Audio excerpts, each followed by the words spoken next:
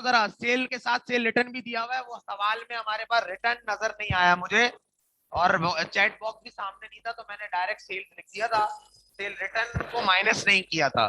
सब भी नजर पड़ी कि सवाल में सेल रिटर्न भी दिया हुआ है, सेल्स और सेल रिटर्न दिया हुआ है, और बाकी सेल डिस्काउंट नहीं दिया हुआ। तो उसका मतलब है सवाल में जो सेल्स है वो हमारी ग्रॉस सेल्स है। ग्रॉस सेल्स कितनी है? Gross sales 2,20,000।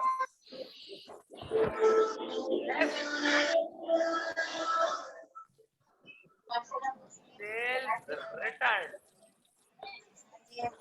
सेल रिटर्न है हमारी 25,000।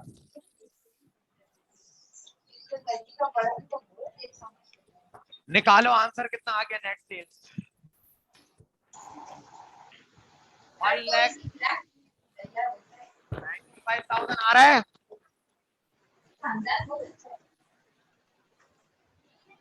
1,95,000 आ रहा है नेट सेल। जरा बच्चा देख के बता दे 1,95,000 आ रहा है। 1,95,000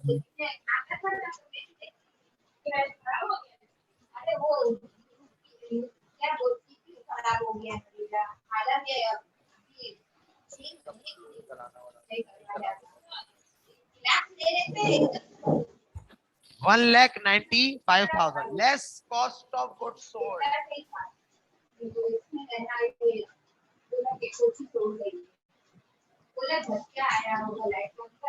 कॉस्ट ऑफ गुड्स सोल्ड कितना है? कॉस्ट ऑफ गुड्स सोल्ड पर निकालना पड़ेगा सबसे पहले। मर्चेंडाइज इन्वेंट्री ओपनिंग, ये भी इत्तेफाक से 80,000 है। ये भी इत्तेफाक से 80,000 है। ये भी है ना, इत्तेफाक तू अपना मोबाइल है ना मर्चेंडाइज इन्वेंट्री स्विच ऑफ कर ये भी देगा या तो है ना 80,000 है। उसको पकड़ा देगा। सही, मोबाइल यूज नहीं करेगा तो ये दे देगा तेरे को। सही है।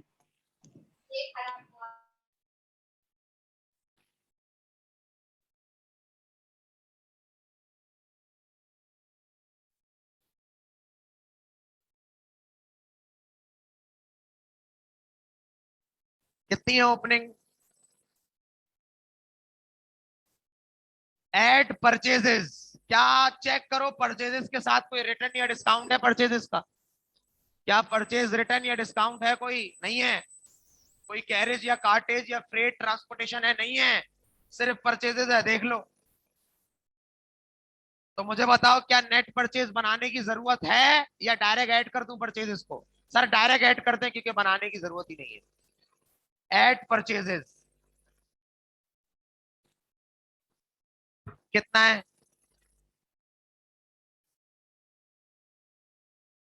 1,90,000। यह आ गया आपका cost of goods available for sale. 2,70,000, 270,000 less merchandise ending. Ending देखो एडजस्टमेंट में कितनी है सर? मर्चेंडाइज एंडिंग भी हमारी 80,000 है, तो कोई फर्क नहीं पड़ता भाई, कोई फर्क नहीं पड़ता।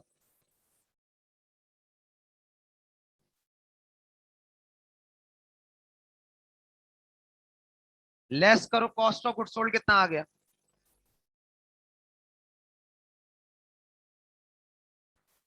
कितना?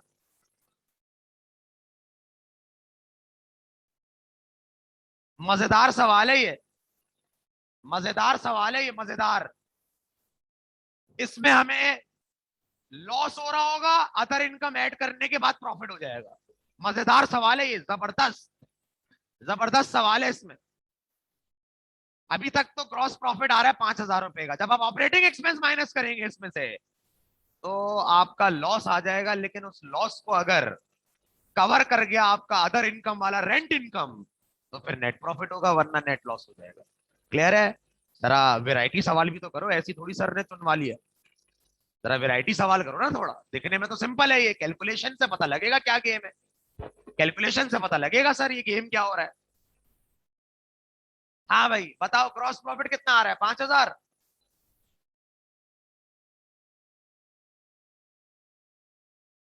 5,000 आ रहा है। 5,000 आ रहा है, confirm? Okay okay.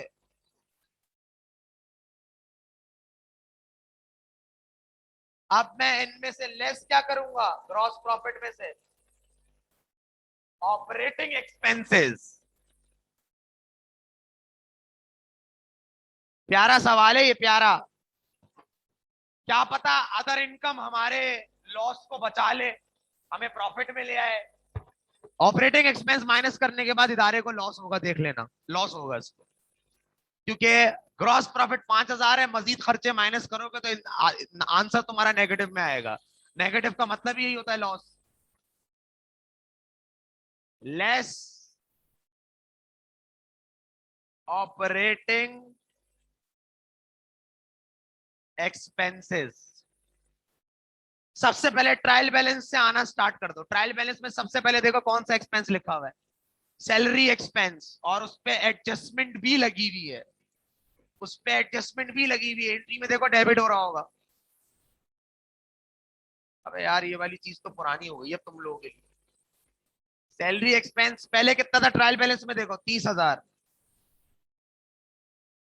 Adjusting entry में देखो 4,000 से सैलरी एक्सपेंस मजीद डेबिट हो रहा है।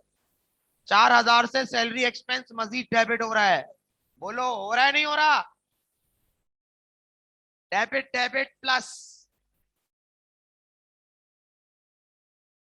जिसकी नेचर डेबिट की, अगर एंट्री में भी डेबिट में आ जाए तो प्लस करके लिखेंगे 34,000। उसके बाद कोई एक्सपेंस देखो है ट्रायल बैलेंस में? नहीं। अब डायरेक्ट एडजस्टमेंट में आ जाओ, डायरेक्ट एडजस्टमेंट में आ जाओ, डायरेक्ट एडजस्टमेंट में आ जाओ, डायरेक्ट एडजस्टमेंट में आ जाओ। सबसे पहला खर्चा बताओ कौन सा एडजस्टमेंट का? Insurance expense.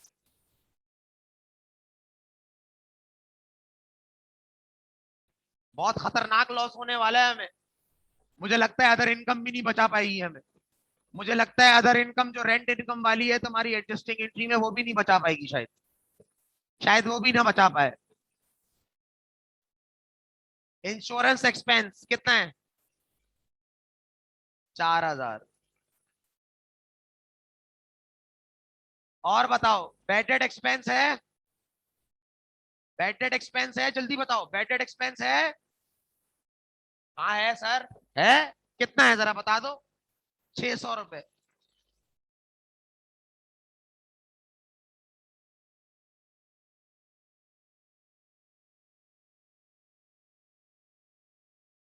फिर देखो डेप्रिसिएशन एक्सपेंस है।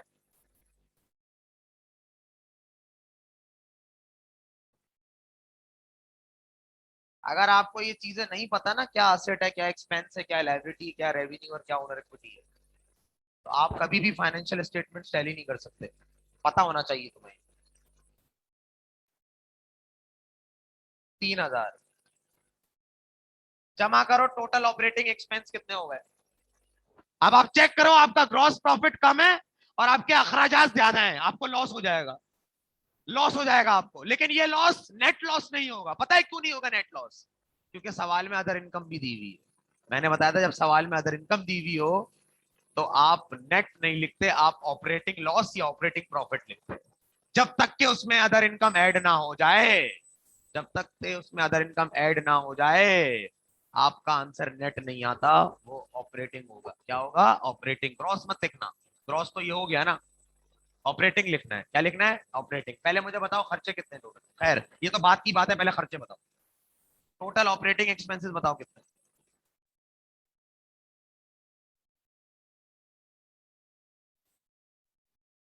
कितना? 41,000। जरा सब बच्चे ईमानदारी से बताओ मुझे, क्या आंसर नेगेटिव में आ रहा है या पॉजिटिव में आ रहा है? नेगेटिव में आ रहा है। सर छोड़े नेगेटिव पॉजिटिव, खुद अपना अकल इस्तेमाल करो। तुम्हारे पास 5,000 रुपए का मुनाफा बचा हुआ था, तुमने मजीद जब खर्चे माइनस किए तो खर्चे ज्यादा हैं और मुनाफा कम है, तो मुझे बताओ कि लॉस में आ जाओगे? यस और नो?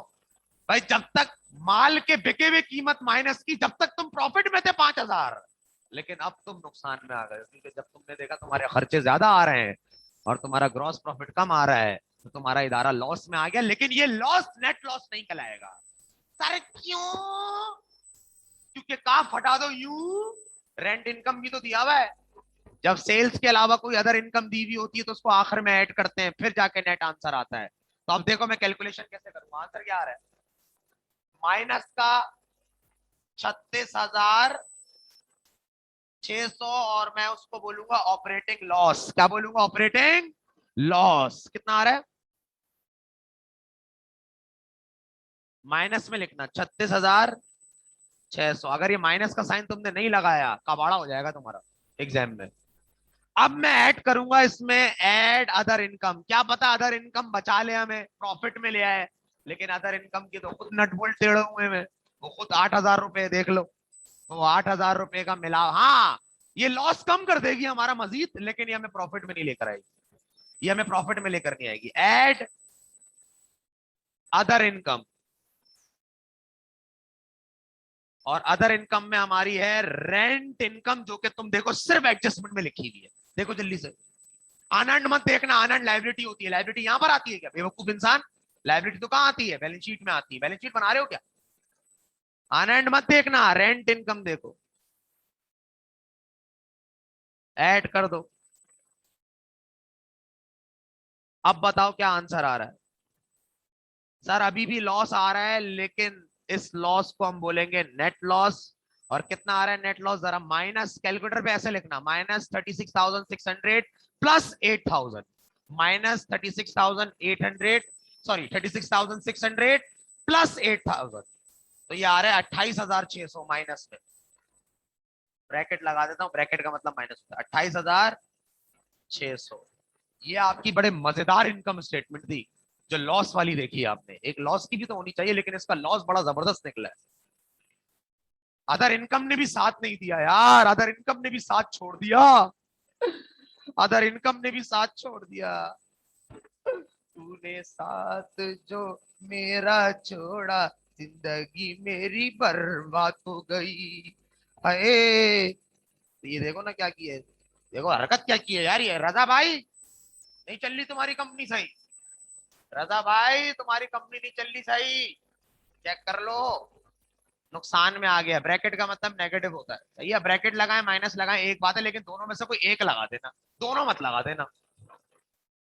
ठीक है मेरे बच्चा, तो ये हो गई आपकी इनकम स्टेटमेंट। इनकम स्टेटमेंट देखो, यहां तक हम जंग जीत गए थे, यहां तक हम जंग जीत गए थे, प्रॉफिट हो गया था, लेकिन इन खर्चों ने हमारा बेड़ा गर्क कर दिया भाई। यहाँ हमारा लॉस हुआ, फिर हमने बोला चलो अदर इनकम बचा लेगा हमें, लेकिन इसने भी साथ छोड़ दी। इदारे का आंसर फिर भी नेगेटिव में आ रहा है, और नेगेटिव इंडिकेट करता है कि लॉस हो रहा है। आए हाय हाय। अब जब आप ओनर इक्विटी बनाएंगे तो लॉस से ओनर इक्विटी कम होती है, माइनस करेंगे प्लस नहीं करेंगे। ऐसी बता रहा हूँ बात, ऐसी बता रहा हूँ। क्लियर है। अब नेक्स्ट वीडियो इंशाल्लाह बनाने जा रहे हैं हम बैलेंस शीट की, बैलेंस शीट की। ओके।